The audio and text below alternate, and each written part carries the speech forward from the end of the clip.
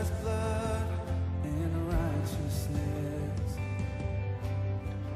On va ensemble, juste avant d'aller pour la prédication, les enfants sont déjà descendus en bas ce matin, donc pas besoin de descendre s'il y en a qui ne sont pas encore descendus. Peut-être juste nous lever ensemble pour prier avant la prédication.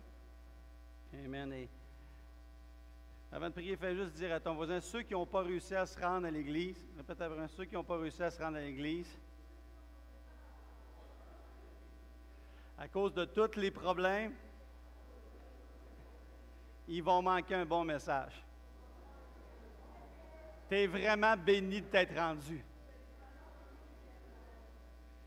Seigneur, parle à nos cœurs ce matin, Seigneur Dieu, et vraiment, Seigneur, continue à nous amener encore plus loin avec toi, Père. Vraiment, Seigneur, que ta parole, qui est une lampe à nos pieds, une lumière sur nos sentiers, Seigneur, puisse venir et en nous éclairer ce matin, Seigneur, d'une façon particulière.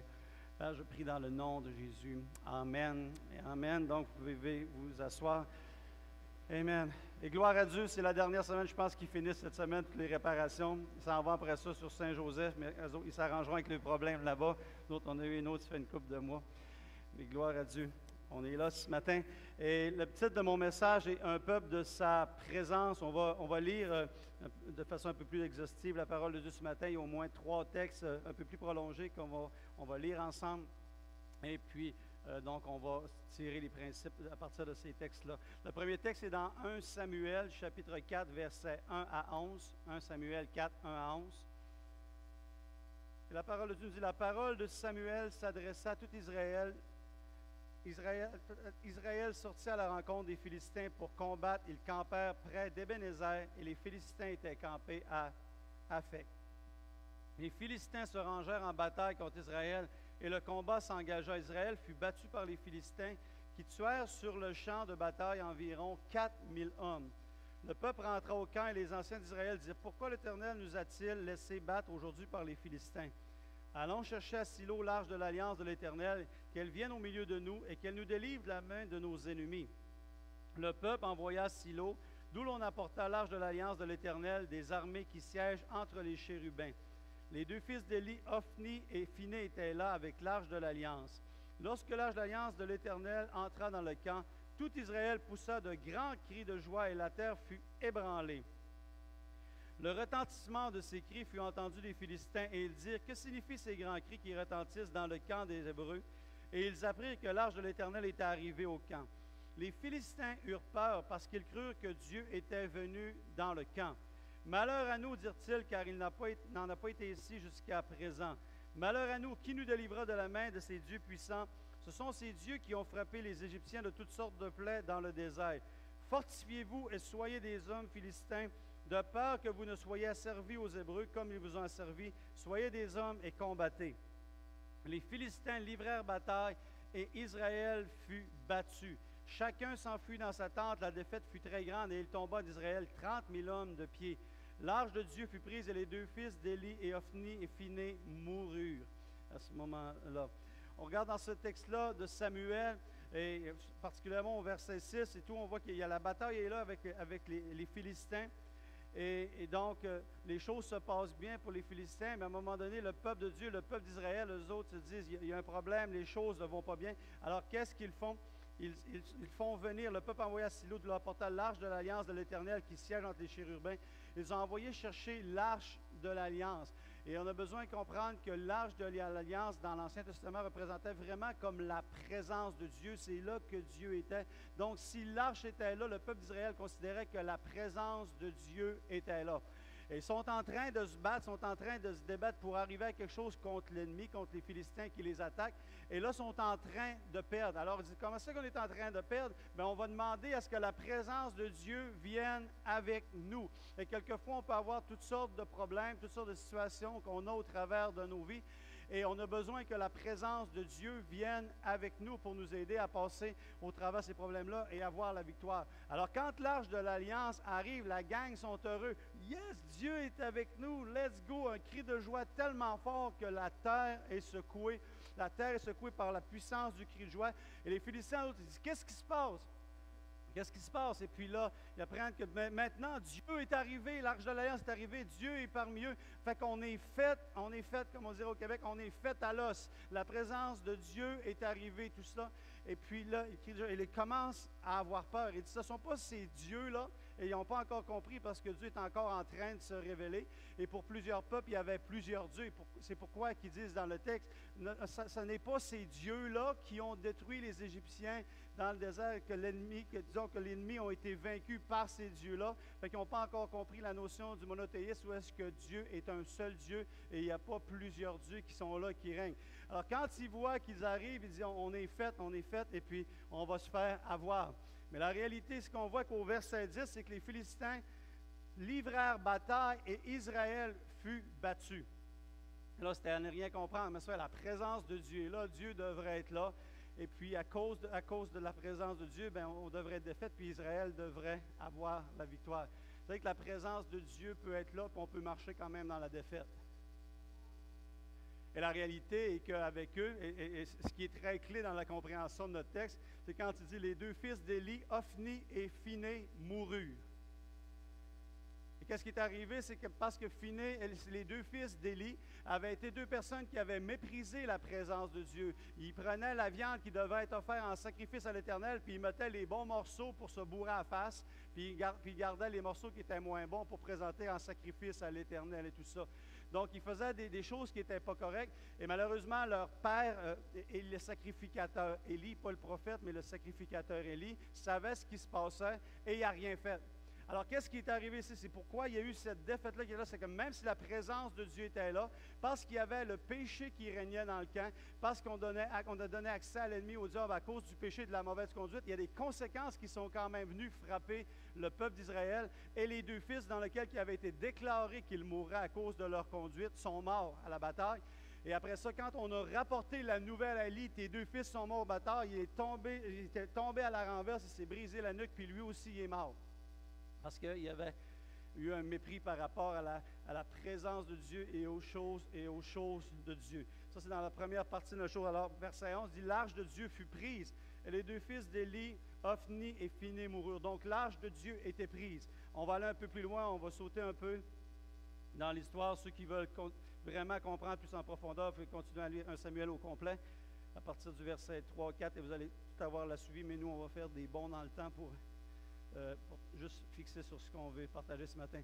Les Philistins, 1 Samuel 6, versets 1 à 10. Il dit, « Les Philistins prirent l'arche de Dieu et la transportèrent de Ébenezer à Asdod.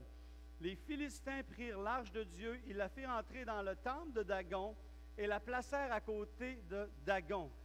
Le lendemain, les Asdoniens se levèrent de bon matin, et voici que Dagon était tombé face contre terre devant l'arche de l'Éternel. Ils prirent Dagon et le remirent à sa place.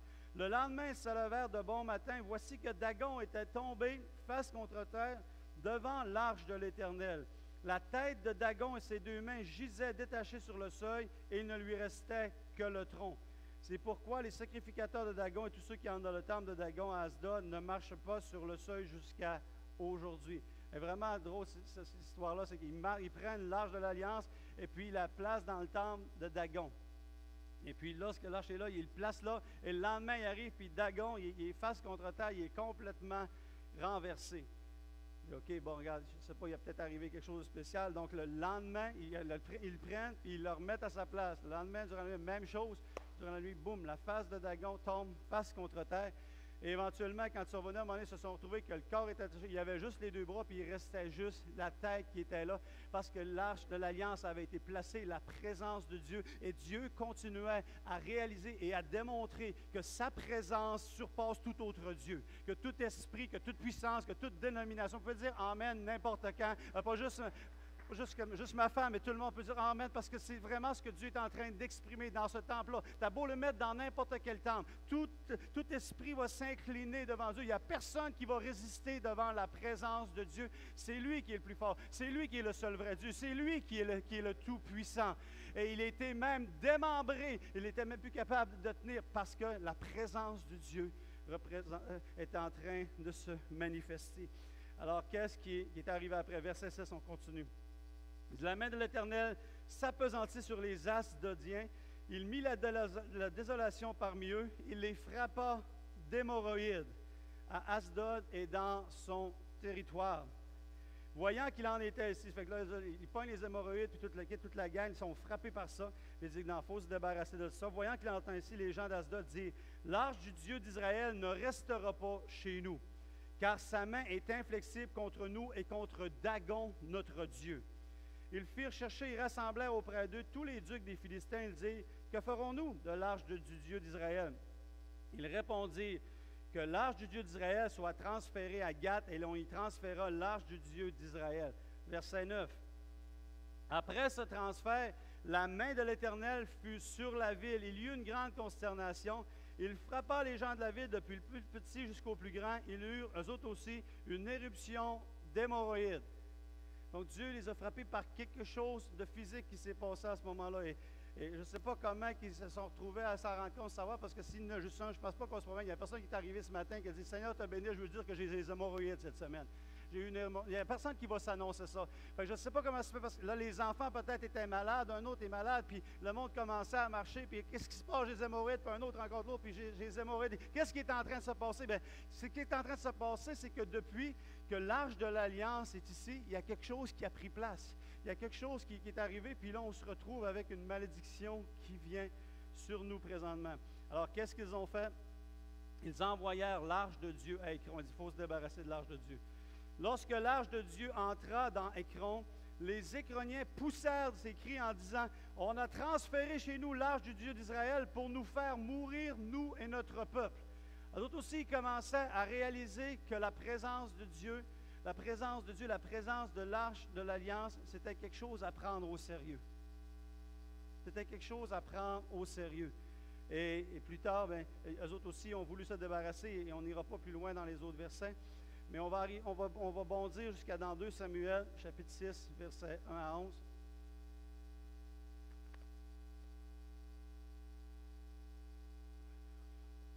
Donc, l'arche est à certains endroits. L'arche a été volée, représentant la présence de Dieu. Elle était dans des endroits qu'elle ne devait pas être.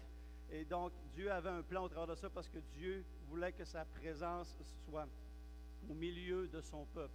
Et Dieu va vraiment toujours travailler les choses pour arriver au point où est-ce qu'il veut accomplir sa volonté, accomplir les choses.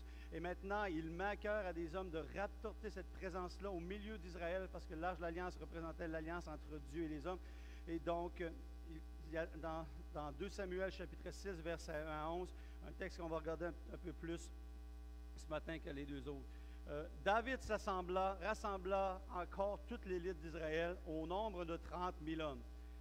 Et David, avec tout le peuple qui était auprès de lui, se mit en marche depuis Balé-Juda pour faire monter de là l'arche de Dieu, devant lequel est invoqué le nom de l'Éternel des armées, qui réside entre les chérubins au-dessus de l'arche.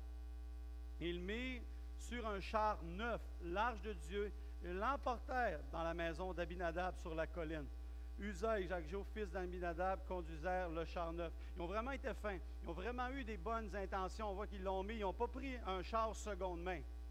Okay? Mais ils ont voulu prendre vraiment un char neuf. C'est quand même l'arche de l'Alliance et tout ça. C'est la présence de Dieu. Ça fait que ça prend un char neuf.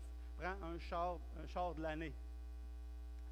Et ils l'emportèrent. Et donc, ils l'emportèrent avec ces bonnes intentions-là dans la maison d'Abinadab sur la colline.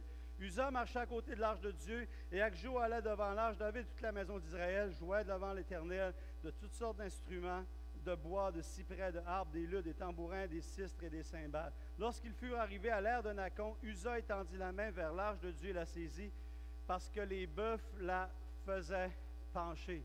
On va juste imaginer, juste comme dans le contexte, on est en train d'avancer, tu as tous les musiciens, tu as Ansem qui est en avant, qui joue de la bass, et Cephas qui joue du piano, puis guitare électrique n'était pas là, Matt, sorry, n'était pas encore créé. Mais la musique est là, et puis on va l'avant, puis Winnie avec les drapeaux, puis let's go, puis on y va, puis Winnie avec les drapeaux, Esther, puis Lynn avec les pinceaux, et puis on s'en va en avant, et on loue l'Éternel, et puis on apporte la présence de Dieu et tout cela. Et alors qu'il est en train d'avancer, là, les bœufs sont là, et je dis, voilà, j'aurais voulu apporter un bœuf ce matin à l'église, mais ça ne passait pas. Et puis le bœuf est là, puis à un moment donné, il bouge, puis l'arche est en train de comme tomber. Et Uza, lui, veut bien faire. Il dit, non, il ne faut pas que l'arche tombe à terre. Il met ses mains pour l'arrêter. et l'empêcher de tomber. Verset 7, regardez ce qui est arrivé. La colère de l'Éternel s'enflamma contre Uza. Et Dieu le frappa sur place à cause de sa faute. Vous dites, voyons, c'est quoi l'histoire? Il aurait été mieux de laisser tomber l'arche à terre, de ne pas essayer de la saisir. Et parce que la colère de l'Éternel s'enflamma, à la fin du verset 7, il dit, Uza mourut là, près de l'arche de Dieu. David fut irrité de ce que l'Éternel avait frappé Uza d'un tel châtiment, et de ce lieu est appelé jusqu'à ce jour Péretz Uza. David eut peur de l'Éternel en ce jour-là. Il dit, comment l'arche de l'Éternel entrerait-il chez moi? Et il ne voulut pas retirer l'arche de l'Éternel chez lui dans la cité de David, et la fit conduire dans la maison d'Obénédon de Gath. On va arrêter jusqu'au verset 10, on va prendre juste quelques instants là-dessus. Et la colère de l'Éternel s'enflamma contre Uza. Et pour comprendre ce qui est en train de se passer ici, on voit vraiment que Dieu donne des principes qui sont importants à comment traiter sa présence. On a beau être un peuple qui est accepté par la grâce de Dieu, que Dieu nous aime et tout cela, et que Dieu nous pardonne, on doit quand même traiter avec respect la présence de Dieu. Ce n'est pas la présence de n'importe qui, c'est la présence de Dieu qui est là et qu'on veut traiter avec respect. C'est la façon qu'on veut s'approcher de Dieu, la façon qu'on veut rentrer dans sa présence, et que quand sa présence est là, de comment on se conduit dans cette présence-là. Et si on veut comprendre un peu plus encore qu'est-ce qui est arrivé à ce moment-là, c'est que dans les autres textes précédemment, dans le livre d'Exode et dans le livre des Lévitiques, il y avait des instructions qui étaient claires de comment nous devons porter la présence de Dieu. Il n'y avait jamais d'idée d'un bœuf, et il n'y avait jamais d'idée non plus que ce soit sur un champ d'or. C'était les hommes qui devaient porter la présence de Dieu. Et qu'est-ce qui est arrivé? C'est que quand les choses n'ont pas bien fonctionné, et Uza a voulu pour récupérer, il y avait comme, parce que les fautes apportaient des conséquences directes au niveau de l'Ancien Testament et tout ça, à ce moment-là, ils sont morts. Et Dieu est en train de donner l'enseignement à ce moment-là qu'il fallait vraiment respecter la présence de Dieu et faire les choses comme Dieu voulait qu'on puisse les faire. On est content de ne pas être dans l'Ancien Testament aujourd'hui, que quand même on fait les choses qu'on ne fait pas nécessairement de la bonne façon, qu'on n'est pas frappé de mort immédiatement à cause de ça. Quelqu'un dit, merci Seigneur qu'on est rendu sur la grâce. Et lorsqu'ils ont été, durant ces 3 mois-là, où David a décidé de ne pas faire entrer l'arche tout de suite, il dit, wow, j'ai peur et tout ça, je ne veux pas faire ça. Durant ces 3 mois-là, c'est là, on va dans d'autres textes, dans les livres des Chroniques et dans d'autres Samuel, qui sont en train de réaliser, de voir pourquoi ils ont manqué leur coup.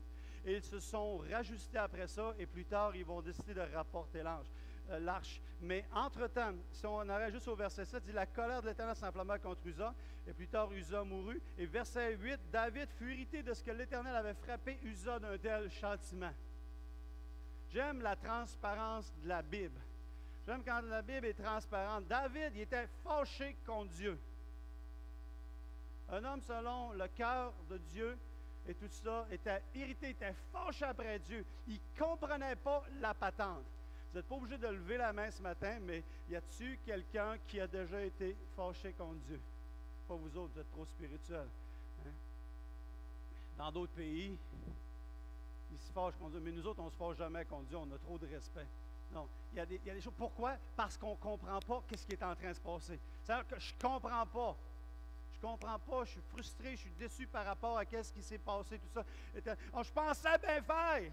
Mes intentions étaient bonnes. Uza, c'est un bon gars, c'est un bon Jack qui vient. Puis l'Arche de l'Alliance, c'est important qu'elle soit au milieu du peuple de Dieu. C'est important qu'elle soit là. Nous autres, on fait le job. On ne prend pas un char seconde main, on prend un char neuf, puis on s'en vient. Puis en plus, on sort les trompettes, puis la louange, ces choses-là, puis on rentre. Seigneur, on fait les choses comme il faut. Puis même si on fait les choses comme il faut, tu viens, tu nous frappes de mort. Et voyez-vous, la mort physique, on trouve un parallèle par rapport à la Nouvelle Alliance, que la mort physique peut être la mort spirituelle. Ou est-ce que tu as beau vouloir avoir les bonnes intentions, faire les bonnes choses, si tu ne les fais pas comme il faut, puis tu vas faire des mots, tu vas faire des gestes tu penses que c'est pour le bien, mais si ce n'est pas vraiment avec la parole de Dieu, avec le cœur de Dieu, tu peux être frappé de la mort spirituelle parce que les choses ne sont pas faites de la bonne façon. Et des fois, tu as besoin de prendre un recul, comme le peuple de Dieu a pris un recul, dit, c'est quoi qui se passe? C'est quoi qui est arrivé? Et là, ils se sont rendus compte qu'il y avait quelque chose qui ne marchait pas. Ils se sont alignés avec les principes de Dieu. Et quand ils se sont alignés avec les principes de Dieu, après, ils ont pu continuer leur marche et éventuellement rapporter l'arche de l'Éternel. La présence de Dieu a pu être rapportée. C'est normal. Et on voit on ne voit pas Dieu blâmer David d'être irrité contre lui. Parce que Dieu connaît notre humanité. Il sait qu'on a des sentiments. Il sait qu'on peut avoir de la tristesse. Il sait qu'on peut avoir du doute. Il sait qu'on peut avoir des craintes. Il sait qu'on peut avoir de la colère dans des situations. Juste c'est important, à part qu'on a géré avec ces sentiments-là, de revenir après et dire, un peu comme les enfants, des fois, je ne sais pas si ça vous est déjà arrivé. Moi, je pense que mes enfants, ça a dû leur arriver, mais ils étaient frustrés après Pop ou après moi. Puis sur le coup, ils réagissent. Mais après, ce qui est important, c'est, regarde, excuse, j'ai réagi, j'ai eu des émotions, c'est pas correct, j'aurais pas dû te traiter comme ça, c'est un manque de respect, je te demande pardon, puis ils se réajustent dans ses émotions. Et je pense que ça peut nous arriver aussi face à Dieu, comme c'est arrivé à David. Je ne comprends pas, je vis les affaires, puis là, les émotions ressortent, puis après ça, bien, papa, je regrette. Je sais que tu es bon, je sais que tu es amour, regarde. Je ne comprends pas toujours les choses, je te fais confiance, et puis je veux te respecter, je veux t'honorer, puis montre-moi où est ma part là-dedans, parce que peut-être il y a des conséquences ou des situations qui sont dans ma vie, c'est parce qu'il y a certaines choses que je ne fais pas, certains principes que je n'applique pas, etc., etc. Et puis là, tu te rajustes et tu te réalignes avec Dieu. Vous me suivez avec ça? Ça aide-tu quelqu'un? Oui, c'était juste, moi, ça m'a aidé, mais j'espère que ça va aider plus que moi. Et il continue. Et donc, David voit ça, et lorsqu'il retirait l'arche, il l'a placé, verset 11, vers la fin du verset 10, OK, et il la fit conduire dans la maison d'Obed-Édom de Gath. L'ange de l'Éternel resta 3 mois dans la maison d'Obed-Édom de Gath, et l'Éternel bénit Obed-Édom et toute sa maison. Alléluia! Non, j'ai dit Alléluia. La présence de Dieu était placée dans la maison, et parce qu'elle a été placée dans la maison, Obed-Édom a été béni, et toute sa maison a été bénie. Lorsqu'on place la présence de Dieu dans notre maison, dans notre foyer, dans nos cœurs et dans nos vies, dans l'Église, la bénédiction devrait être là. La bénédiction de l'Éternel va suivre. Ça ne veut pas dire que tout était parfait, tout ça, mais la bénédiction va être là, va nous suivre, va nous accompagner. Pourquoi? Parce que la présence de Dieu est là. Vous êtes en train de comprendre ce que je veux dire, c'est que si vous cherchez cette présence, il n'y a plus, comme on l'a chanté tout à l'heure, il n'y a plus de séparation entre le ciel et la terre. Il y a un accès, maintenant on peut avoir accès à la présence de Dieu. Parce que dans l'Ancien Testament, c'était simplement le souverain sacrificateur qui pouvait rentrer dans le lieu très saint pour avoir accès à la présence de Dieu. Et il y avait un voile qui séparait. Mais en Jésus, à cause de la nouvelle alliance maintenant, le voile était déchiré. Et il y a un accès à la présence de Dieu. Il n'y a pas besoin d'avoir un arche physique qui est là, mais chacun peut avoir sa propre arche et son accès à la présence de Dieu. Et donc, ça devrait devenir notre cri du cœur, ça devrait devenir notre motivation de chercher à apporter la présence de Dieu partout où nous sommes. Que nous soyons chez nous, que nous soyons à l'Église, de ne pas négliger la présence de Dieu. S'aligner avec les principes de Dieu pour connecter avec cette présence-là. Et lorsque cette présence-là est là, il va apporter des bénédictions dans nos vies. Des bénédictions, ça peut être des bénédictions physiques, ça peut être des bénédictions financières, mais ça peut être des bénédictions spirituelles, et un épanouissement, et un bien-être, et une paix, et une joie, et un couple qui est épanoui, et une famille qui est bénie, et des victoires qui reviennent dans nos vies, parce que nous respectons les principes de Dieu et nous apprenons à connecter avec sa présence. Vous pouvez dire encore Amen si ça vous tente. Alors quand David voit ça, il dit OK, lui il est béni dans sa maison. David dit wow, là on va aller chercher l'arche et on va l'apporter ce qu'elle devrait être. Verset 12, on vint dire au roi David, l'Éternel bénit la maison d'Obed-Édom et tout ce qui est à lui à cause de l'arche de Dieu, donc à cause de la présence de Dieu. Et David se mit en route, il fit monter l'arche de Dieu depuis la maison d'Obed-Édom jusqu'à la cité de David, au milieu des réjouissances. Quand ceux qui portaient l'arche de l'Éternel eurent fait 6 ponts, on sacrifia un bœuf et un veau gras. Donc on fait 6 ponts. Imaginez, c'était quelque chose là. Il y avait quelque chose, donc ça faisait partie du protocole. On ne fait pas juste prendre l'arche puis on la met sur un bœuf puis le bœuf s'en vient all the way. Non, il les prenait puis tu faisais 1, 2, 3, 4, 5, 6. On tue un bœuf, pas un bœuf, un bœuf et un veau et on fait un sacrifice. On continue. ciseaux de pas. Et encore, et encore, et encore. Ça prend du bœuf.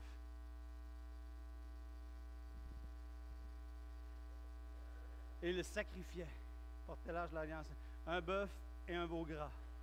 Et David dansait de toute sa force devant l'Éternel, et il était ceint d'un éphod de lin. David et toute la maison d'Israël firent monter l'arche de l'Éternel avec des cris de joie au son des trompettes. Comme l'arche de l'Éternel entrait dans la cité de David, Michal, fille de Saül, regardait par la fenêtre, et voyant le roi David sauter et danser devant l'Éternel, elle le méprisa dans son cœur. Après qu'on eut mené l'arche de l'Éternel, on l'a mis à sa place au milieu de la tente de David, avait dressé pour elle. Et David offrit devant l'Éternel des holocaustes et des sacrifices d'action de grâce. Juste on continue dans le contexte ici. Il y a tous les sacrifices qui sont en train de se faire. Et la Bible dit que David est là devant et il danse de toute sa force et se réjouit.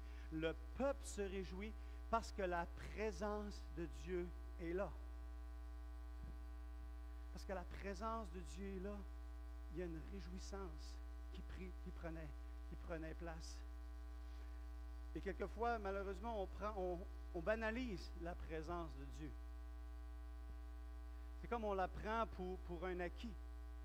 Et c'est tellement transposable un peu partout. Des fois, c'est comme même dans le mariage. Tu peux prendre pour acquis ton épouse ou prendre pour acquis ton époux.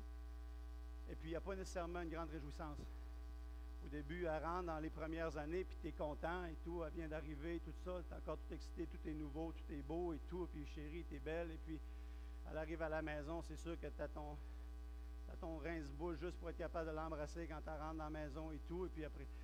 Donc, il y a quelque chose qui est là, mais au travers d'une couple d'années, tu manges du shawarma, ça sent l'ail, ton épouse arrive, ça ne te dérange pas. Tu commences à s'habiller, c'est normal, on s'habille. Quand tu étais les premières années, tout ce qu'elle mettait, c'était beau. Même si c'était pas beau, c'était beau pareil. À la fin, elle vient de s'acheter une robe de 300$, elle rentre à la maison, puis c'est comme si elle rentrait en robe de chambre. Pourquoi? Parce qu'avec le temps, tu viens qu'à mépriser, puis à prendre pour acquis cette présence-là. Et quand Christ nous parle que l'épouse, qui est l'Église, qui nous donne un parallèle, il y a cet amour-là, cette relation-là entre Christ et l'Église, qui met le parallèle entre l'homme et la femme. Donc, il y a plusieurs leçons, plusieurs enseignements qui sont vraiment impliqués dans ça. Alors, je pense que des fois, justement, dans cette chose-là, on devient chrétien, on est énervé, on est excité, tout ça. Puis avec les années, on vient que... On est à l'église, on va à l'église, ou on est chez nous, quoi que ce soit, puis on vient qu'à négliger la présence de Dieu. On vient qu'à mépriser cette présence-là de Dieu et de ne pas réaliser que c'est cette présence-là qui peut faire la différence dans nos vies. Transformer nos vies, transformer nos cœurs, apporter plein de bénédictions, plein de choses, que c'est cette présence-là qui est là. Et quelquefois, malheureusement, on considère plus que cette présence peut nous apporter que la présence elle-même. Tu te réjouis de ce que Dieu te donne, mais tu ne te réjouis pas de Dieu. Si Dieu te donne un travail, si Dieu te donne une femme, si Dieu te donne un mari, si Dieu te donne une guérison, tu vas te réjouir. Mais on devrait se réjouir simplement parce que sa présence est là. Parce que quand il venait, quand l'arche était en train de rentrer, ce que David se réjouissait, il n'y avait pas nécessairement quoi que ce soit de bénédiction qui venait directement, que le fait que la présence de Dieu est là, elle est en train de faire son entrée dans la cité de David, elle est là, elle est en train de prendre place. Et à cause de ça, je me réjouis. À cause de ça, je danse. À cause de ça, je partage mes émotions devant Dieu. Et je comprends que ce n'est pas tout le monde qui a la même personnalité, on est tous différents les uns des autres. Mais au moins, si tu ne manifestes pas nécessairement extérieurement la joie, manifeste-la au moins intérieurement. Va connecter avec cette présence-là. Et David était là, il y avait la réjouissance, et donc toutes les émotions étaient là. Et je pense que ça fait partie, je crois que ça doit faire partie de notre attitude quand on loue le Seigneur chez nous ou quand on le loue à l'Église. De vraiment rentrer dans cette dynamique-là, dans cette pensée-là, que ce matin, quand je vais être à l'Église, quand je suis dans la maison de Dieu, quand je suis dans la présence de Dieu, je vais me réjouir que sa présence est là. Je vais me réjouir qu'il n'y a plus de séparation entre le ciel et la terre, qu'il y a un accès maintenant avec Dieu. Hey, je suis content. Dieu a créé une relation avec nous. Dieu a créé un accès avec nous. Et je vais me réjouir à cause de ça.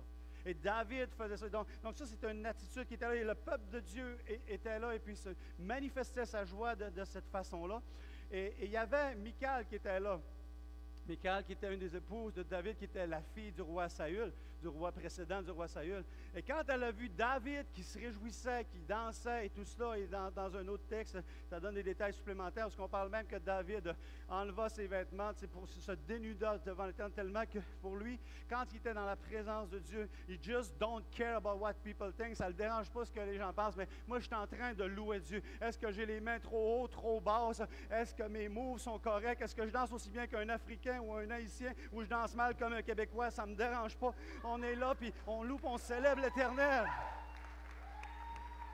I just don't care. Je loue de l'Éternel, je célèbre Dieu. J'exprime devant le roi des rois mon affection et mon amour. Et Michal le regarde. La Bible a dit qu'elle l'a méprisé. Elle a méprisé la célébration de David devant Dieu. Elle a méprisé la manifestation de sa joie et de sa dévotion et de sa révérence envers Dieu. Et on n'a pas lu jusque-là, mais si on va plus loin dans le texte, la Bible a dit qu'à partir de ce jour, Michal n'enfanta plus. Elle devint stérile. Elle devint stérile. Et depuis des années que j'ai entendu cette histoire-là et tout ça, et dans la compréhension de plusieurs prédicateurs, lorsqu'on parle qu'elle est devenue stérile à partir de ce moment-là, car pour moi, le lien spirituel est celui-ci. Ce n'est pas nécessairement que vous allez être nécessairement stérile physiquement lorsque vous méprisez quelque chose comme il s'est passé à ce moment-là. Mais il peut y avoir une stérilité spirituelle qui va prendre place dans vos vies. Une stérilité spirituelle qui peut prendre place dans vos vies. Pourquoi?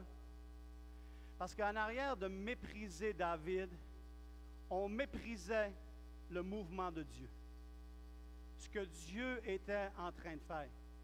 Et si vous méprisez ce que Dieu est en train de faire, vous pouvez manquer votre portion à vous. Et vous retrouver avec la spiritualité. Donc, comme je disais, chaque personne est différente.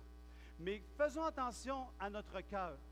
Si vous ne voulez pas louer la façon d'un autre, si vous ne voulez pas être extraverti, extravagant comme un et un autre, faites simplement attention de ne pas le mépriser. OK, non, moi je ne suis pas de même, je ne le fais pas, mais non. Il est trop. Il devrait. Ça s'appelle ravaler ses paroles. OK? Des fois, c'est bon, au lieu d'aller jusque-là où tu sais penser, dire, regarde, tu tentes les mains. Est-ce qu'il y a des gens, quelquefois, qui sont trop émotifs? Est-ce qu'il y a des gens, des fois, qui aiment se donner en spectacle?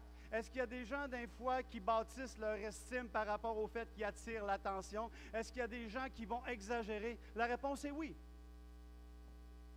Mais ce n'est pas à vous de les mépriser, de les juger, c'est à Dieu.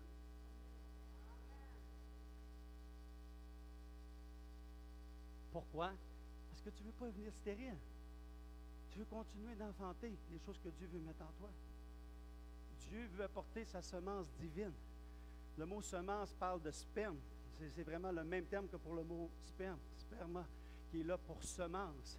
Et Dieu veut placer des semences divines en nous pour donner naissance à des fruits et à des victoires et à des transformations et à des bénédictions. Mais si tu méprises, Dieu ne pourra pas placer ces semences divines en toi pour que tu puisses enfanter quelque chose qui va pouvoir grandir, qui va pouvoir prendre forme, qui va pouvoir sortir, qui va pouvoir devenir une bénédiction et un fruit qui vient de Dieu, qui était connecté avec toi.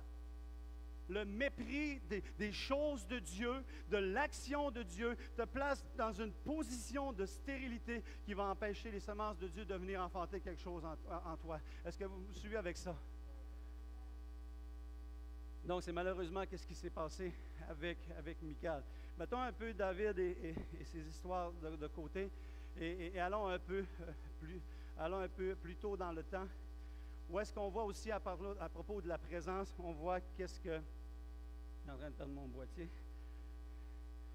Alors, où est-ce qu'on voit quelqu'un d'autre qui nous donne une bonne leçon à propos de la présence de Dieu, c'est Moïse. Quand Dieu délivre son peuple d'Égypte et puis suit avec Moïse et s'en vont, et à un moment donné, le peuple de Dieu fait les choses de la mauvaise façon, Et puis, on n'ira pas dans les détails, mais il fait les choses de la mauvaise façon. Puis, à un moment donné, Dieu est en train de dire à Moïse, il dit, le peuple que tu as sorti avec toi d'Égypte, là, ils sont rebelles. Puis, tasse-toi de là, je vais les éliminer. Puis là, Moïse arrive, puis il parle avec Dieu, puis il dit, non, non, non, non. Il ne l'a pas dit dans ces mots-là, mais il dit, écoute, c'est pas le peuple que j'ai sorti, mais c'est ton peuple que tu m'as demandé de sortir. Puis ils sont venus avec moi et tout ça, et puis ils ont avancé, puis là il dit, si tu les détruis, ben après ça, les gens vont dire, ben Dieu il fait sortir son peuple et les fait mourir. Puis là, Dieu dit qu'ils ont tellement le cou raide, tellement une mauvaise attitude que je ne pourrais pas marcher au-devant d'eux, parce que si je marcherais au-devant de vous, je serais obligé de les exterminer à cause de leur comportement. Il dit, je vais t'envoyer un ange, c'est un ange qui va vous conduire, et puis comme ça, ben, ça va m'éviter que je les détruise. Et qu'est-ce que Moïse a fait? Moïse a dit, non, non, non. Il dit, si tu ne viens pas avec nous, si tu ne marches pas avec nous, nous autres, on ne bouge pas.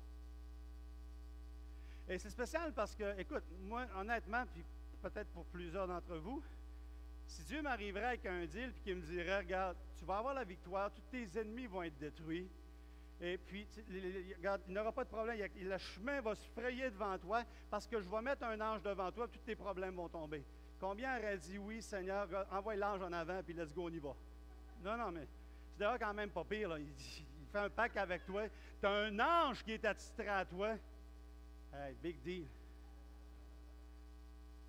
Mais Moïse donne toute une leçon ici par rapport à la présence.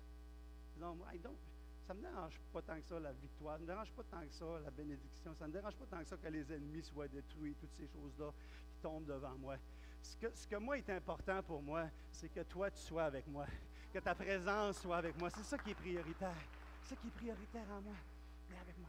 Et Moïse réussit dans cette discussion-là avec Dieu. Et c'est le fun parce que des fois, Dieu rentre dans des discussions avec nous, sachant les réponses qu'il va nous donner, mais il veut nous amener à les trouver. Parce qu'il veut nous enseigner sur quelque chose. Dieu qui sait toute chose savait exactement ce que Moïse était pour lui faire comme argument, qu'il fait comme réflexion, mais il voulait apporter Moïse là par rapport à sa décision et permettre que ça puisse être un enseignement pour nous à propos de la présence de Dieu. Et on voit ce que Moïse, qui était un homme de la présence, qui privilégiait la présence, a créé plus tard. Parce que la Bible a dit que lorsqu'il rentrait dans la tente d'assignation pour aller rencontrer Dieu et la nuée de la présence de Dieu, de la gloire était là, la Bible a dit que Moïse sortait de la tente d'assignation et quittait, et Josué, fils de Nun, demeurait là. Pour moi, ça me montre que quelqu'un qui est obsédé par la présence de Dieu, qui pour lui en fait une priorité, va créer des gens qui vont le suivre et qui vont être assoiffés et affamés de la présence de Dieu aussi. Et s'il y a quelque chose que j'aspire et qui est mon désir et qui est mon cœur, c'est que je puisse être un obsédé de la présence de Dieu qui va être suivi dans un sens avec des gens qui vont vouloir chercher cette présence-là, privilégier cette présence-là, qui vont vouloir en faire une priorité. Et si, j'espère qu'il y a quelqu'un ici, qu'il n'y a pas juste moi, qui veut que Source de Vie soit un endroit de la présence de Dieu, parce que sans la présence de Dieu, il n'y a pas de source de vie. Il n'y a pas de source de vie. Et Moïse était un homme de grand succès. Et Josué, qui était un homme de la présence, a pu apporter le peuple de Dieu. C'est lui qui a conduit le peuple de Dieu en Canaan, dans les bénédictions de Dieu, dans un pays où coule le lait et le miel, parce qu'il était un homme de la présence. Parce que la présence fait la différence. La présence fait la différence. Amen.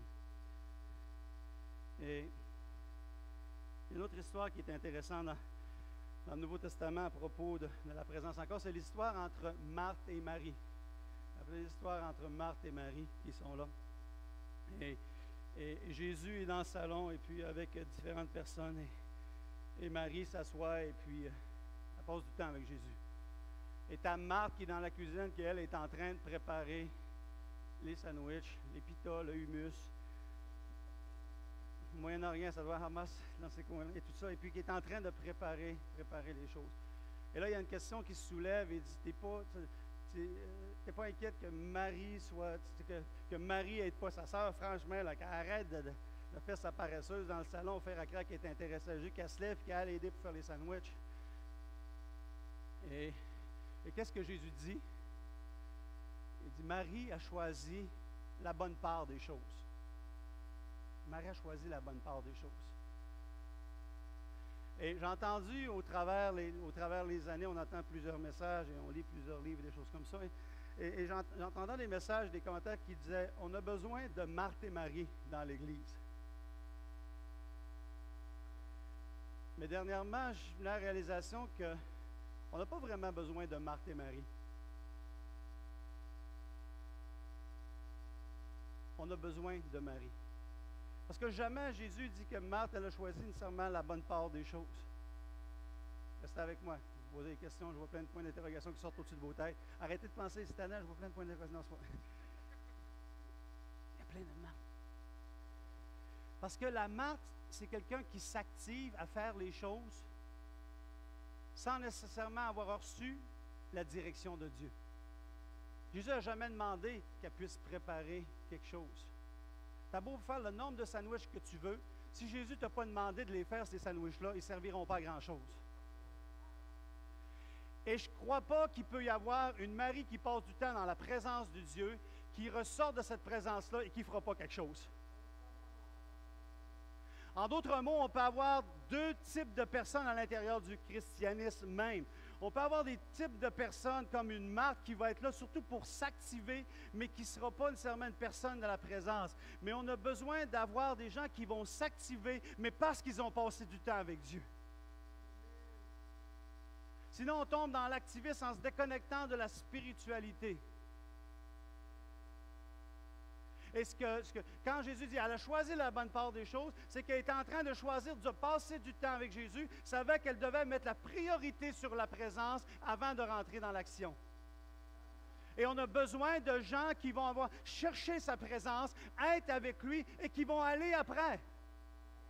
Tu ne peux pas aller dans sa présence sans aimer. Tu ne peux pas aimer sans agir. Mais tu peux agir sans aimer, parce que plusieurs gens agissent sans aimer. C'est la présence qui fait la différence. C'est pourquoi tu nous parles tant de la présence, parce que la présence, le christianisme, c'est une question de relation. Ce n'est pas juste des principes et des lois, c'est une question de relation entre le Père, entre le Fils et le Saint-Esprit qui était là. Une relation avec Dieu qu'il veut qu'on puisse avoir. Cette relation-là que Dieu veut manifester, qu'il voulait manifester dans le jardin d'Éden. Déjà, dans le jardin d'Éden, ça partait sur le principe de relation de Dieu qui crée l'homme et qui a une relation avec lui. Et après ça, les animaux sont là. Il y a une certaine relation qui est là avec les animaux, mais ça ne satisfait pas et ce n'est pas suffisant. Donc, Dieu dit, je vais créer la femme. Et donc, la femme est créée. Et là, il y a une relation qui se déroule entre l'homme et la femme et aussi avec Dieu. Cette présence-là, à partir du jardin, déjà, on comprenait que Dieu va apporter la manifestation de sa présence. Et vraiment apporter toute la différence au travers de cette présence-là. Et quand on était à Montréal il n'y a pas longtemps pour faire une conférence sur la famille avec le ministère Éden, le ministère pour les couples et la famille, c'était vraiment comme, à un moment donné, il y avait comme une atmosphère où ce qu'on priait pour les gens, où ce que les couples priaient l'un pour l'autre et tout ça. Et j'avais comme l'impression on avait comme créé Éden à Montréal. Le bâtiment était peut-être en ciment, mais l'atmosphère était comme l'atmosphère d'Éden. C'est-à-dire pourquoi? Parce que Dieu manifestait sa présence, parce qu'il y avait la présence de Dieu qui se manifestait. Et à ce moment-là, les hommes et les femmes étaient capables de se confesser, se dire des choses sans avoir honte, à pouvoir se parler avec honnêteté. Pourquoi? Parce que la présence de Dieu crée une atmosphère dans laquelle on peut être honnête devant l'un et l'autre et avoir quelque chose de profond qui se passe dans le cœur. Pourquoi? Parce que la présence est là. La présence est là. On est un peuple orienté sur la présence. Même dans l'Ancien Testament, lorsqu'on regarde quand les tentes étaient positionnées pour le peuple d'Israël et les tribus qui étaient là, où est-ce qu'était la présence?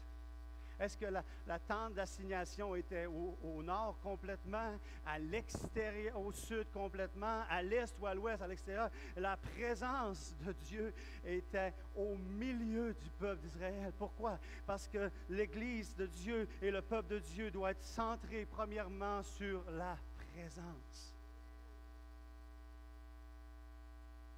Sur la présence. C'est d'apprendre à rechercher, à considérer cette présence-là qui est au milieu de nous. Et quand Jésus vient sur la terre, il manifeste, Dieu vient avec nous, c'est que sa présence devient plus tangible pour nous. Sa présence devenait plus tangible pour l'humanité. Il venait avec un accent encore plus proche. Il dit, le royaume de Dieu s'est approché de vous. Le royaume de Dieu s'est approché de vous par les guérisons, par les manifestations, par son amour, par sa compassion, par qui il était. Il apportait, le roi apportait la présence du royaume, avec l'atmosphère du royaume. C'est comme tellement clé. Et c'est drôle parce que des fois, les gens parlent souvent comme l'Église, l'Église, l'Église, et l'Église est extrêmement importante. Mais savez-vous que dans les évangiles, dans le Nouveau Testament, on parle 129 fois du royaume et on parle 2 fois de l'Église? Lisez comme il faut vos évangiles. En tout cas, dans ma Bible, c'est écrit comme ça. Je ne sais pas, dans le vôtre, c'est écrit différemment, mais dans les Bibles que j'ai lues, françaises ou anglaises ou peu importe, et tout ça, quand j'ai lu, on parle beaucoup plus du royaume et du roi qui apporte la présence que de l'Église. Vous savez quoi? La réalité, c'est que l'Église est l'instrument depuis la venue de Jésus que Dieu utilise pour apporter la manifestation du royaume. Pour faire avancer son royaume sur la terre et apporter sa présence au milieu de nous. Dieu veut que sa présence nous couvre. Mais non seulement il veut que sa présence nous couvre, mais il veut aussi que sa présence soit manifestée au travers de nous. Au travers de nous. Des fois, c'est juste c'est une question d'être conscient de cette présence-là. C'est une question de ne pas la négliger, comme le peuple dirait, la négliger l'arche de l'Alliance qui représentait la présence de Dieu. On va être des gens qui ne méprisent pas la présence de Dieu. Des fois, la présence de Dieu, ce n'est pas nécessairement de lire la Bible et d'être à l'Église et tout, parce que quoi que la Bible est là, et puis quand on lit la parole, on veut être conscient que Dieu agit, que le Saint-Esprit nous révèle les choses et tout ça. Mais de cultiver la présence de Dieu, quelquefois, c'est juste être assis dans la nature et puis juste être conscient que Dieu est là. Dieu est présent. Dieu est avec nous. On se couche le soir d'un fois, puis juste simplement être conscient que Dieu est là. Dieu est là, Seigneur, tu es là, tu veilles sur ma nuit, tu peux me parler au travers des rêves. Seigneur, ta présence est là. Seigneur, dans les situations que j'affronte dans ma vie, je sais que tu vas m'inspirer. Des fois, il y a des gens que j'ai besoin de parler, il y a des situations, différentes choses qui sont là. Et puis des fois, je peux avoir différentes idées, mais il y a d'autres moments que je ne sais pas, mais que je sais que quand je vais mettre le pied dans la place, que je vais parler avec quelqu'un, que Dieu est présent. Et je suis conscient de sa voix intérieure, je suis conscient de sa direction intérieure qui peut être là. Quand je le loue, je passe du temps, que ce soit dans la voiture ou dans différentes autres situations, je vais être conscient que sa présence est là. D'honorer sa présence.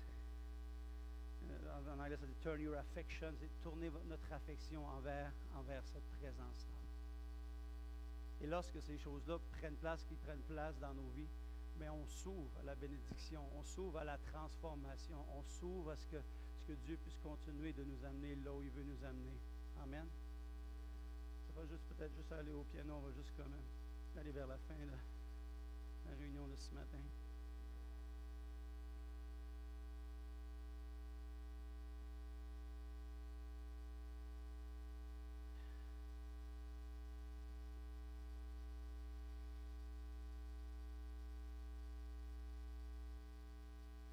Juste fermer nos yeux quelques instants.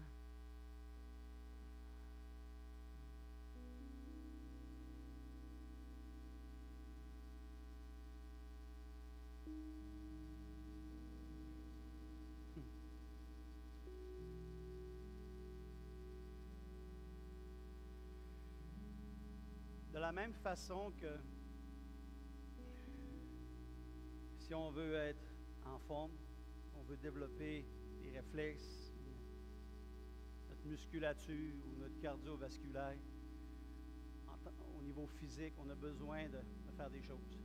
Les muscles ne grossiront pas à juste te regarder dans le miroir. Tu vas te regarder après dans le miroir si tu veux, un coup qui va grossir, mais ils ne grossiront pas juste à te regarder dans le miroir, tes muscles. Quand tu fasses des exercices, il faut que tu fasses quelque chose qui fait que ça va produire. tu veux que ton cardiovasculaire augmente, il va falloir que tu cours 1 km, 2 km, 3 km, 5 km, éventuellement développer ton cardiovasculaire puis le faire d'une bonne façon. Souvent, on méprise ça, mais la réalité, c'est que, comme on écrit corps, âme et esprit, au niveau de notre esprit et notre relation et notre connexion spirituelle avec Dieu, nous avons besoin aussi de développer ces choses-là. Besoin de développer ces choses-là, d'apprendre à être conscient de sa présence. Pratiquer cela. Quelque chose, je me rappelle quand j'étais dans mes premières années de vie chrétienne. Avant, c'était bizarre. Un peu avant, lorsque j'avais peut-être juste à l'entour de 20 ans, avant de donner ma vie au Seigneur, hein. Souvent, je rentrais à 3-4 heures du matin et tout ça, et puis, bon, souvent, je rentrais dans mes genoux, mais c'est pas parce que je cherchais la présence de Dieu, c'est parce que j'étais trop sous pour rester debout. Puis, j'étais vraiment pas un drôle pour ma mère, mais à un moment donné, ma mère, elle m'a retrouvé, j'étais à genoux dans la salle de lavage, à 4h30, 5h du matin, puis là, je m'étais converti, ça faisait pas longtemps, mais j'avais appris à 4h, 5h du matin à aller, puis juste rester en silence, puis d'apprendre à entendre la voix de Dieu, puis parler à mon cœur pour développer cette sensibilité-là au mouvement de l'Esprit.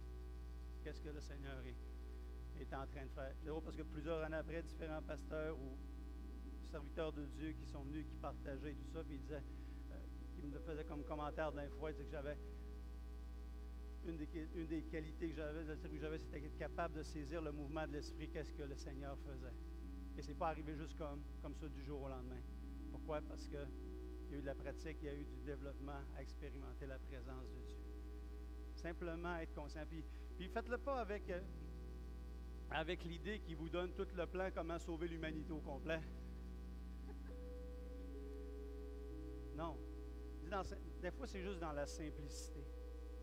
Tellement dans la simplicité. Des fois, c'était aussi simple que me donner des pensées sur qu'est-ce qu'il fallait que j'aille dire à un de mes enfants ou à ma femme. Simplement d'aller puis d'en prendre un dans les bras ou juste aller lui dire je t'aime tellement, tu es tellement précieuse. Après ça, juste écrire quelque chose parce que Dieu avait donné cette pensée-là dans mon cœur à ce moment-là. Quand Dieu nous parle de cette façon-là, quand Dieu a cette communion-là avec nous, c'est ce qu'il appelle être conduit par l'Esprit. Mais c'est quelque chose qui se développe et qui prend le temps de le faire. Je veux juste vous donner quelques instants, il est midi, moins 5, on arrive à la fin de la réunion, mais juste passer quelques temps, on ne priera pas nécessairement pour vous ce matin, où je vais prier de façon générale, mais je vais vous donner juste quelques minutes à ce que vous retrouvez dans votre intérieur, dans votre être, et juste être conscient de la présence de Dieu, que Dieu est avec vous.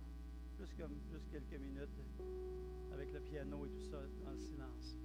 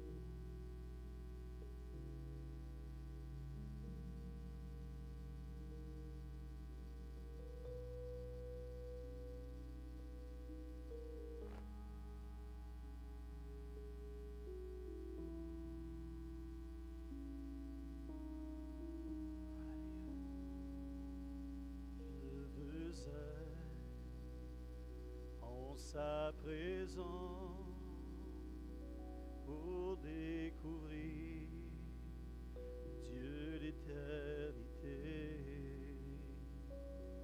Je veux être en sa présence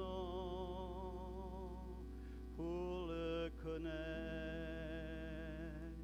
pour mieux l'aimer.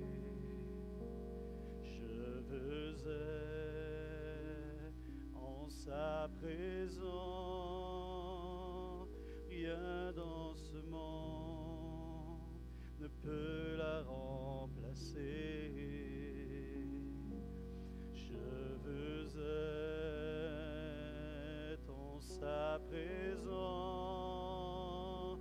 pour découvrir le Dieu d'éternité. Je veux être en sa présence, car j'y retrouve la liberté. Je veux être en sa présence, rien dans ce monde ne peut la remplacer. Je veux être en sa présence pour le connaître, pour mieux l'aimer. Je veux être en sa présence,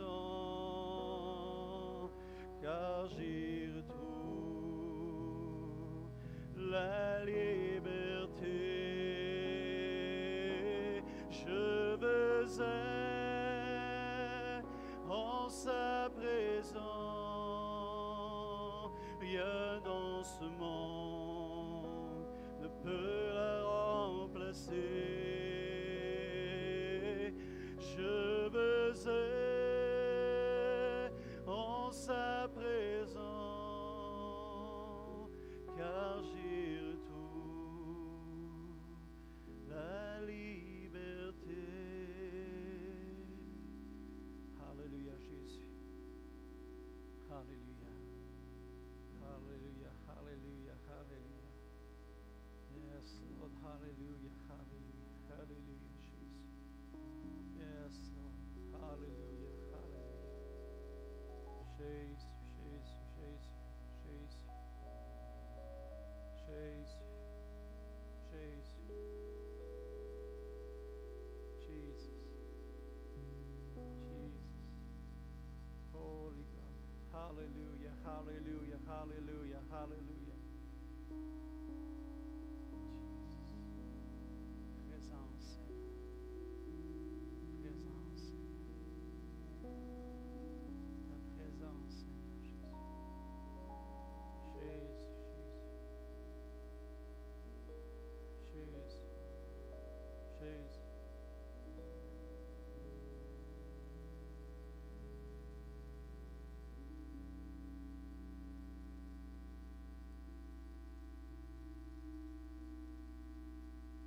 Seigneur, apprends-nous à être des gens de ta présence, Seigneur.